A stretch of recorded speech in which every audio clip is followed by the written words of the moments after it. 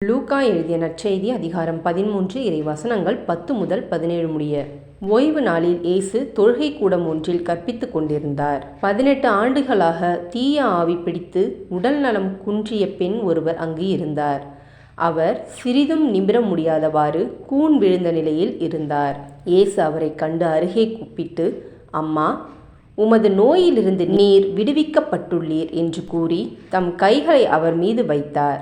உடனே அவர் நிமிர்ந்து கடவுளை போற்றி புகழ்ந்தார். இயேசு ஓய்வு நாளில் குணமாக்கியதை கண்ட தொழுகை கூட தலைவர் கோபம் கொண்டு மக்கள் கூட்டத்தினரை பார்த்து, வேலை செய்ய 6 நாள்கள் உண்டே, அந்நாள்களில் வந்து குணம் பெற்று கொள்ளுங்கள், ஓய்வு நாளில் வேண்டாம் என்றார். ஆண்டவரோ அவரை பார்த்து, வெளிவேடக்காரரே, நீங்கள் ஒவ்வொருவரும் ஓய்வு நாளில் தம் மாட்டையோ கழுதையையோ தொழுவத்திலிருந்து அவிழ்த்து கொண்டு போய் தண்ணீர் காட்டுவதில்லையோ?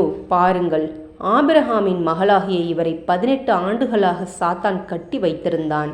இந்த கட்டிலிருந்து இவரை ஓய்வு நாளில் விடுவிப்பது முறையில்லையா என்று கேட்டார். அவர் இவற்றை சொன்னபோது அவரை எதிர்த்த அனைவரும் வெட்கப்பட்டனர். திரண்டிருந்த மக்கள் எல்லாரும் அவர் செய்த மாட்சிக்குரிய செயல்கள் அனைத்தையும் குறித்து மகிழ்ச்சி அடைந்தனர்.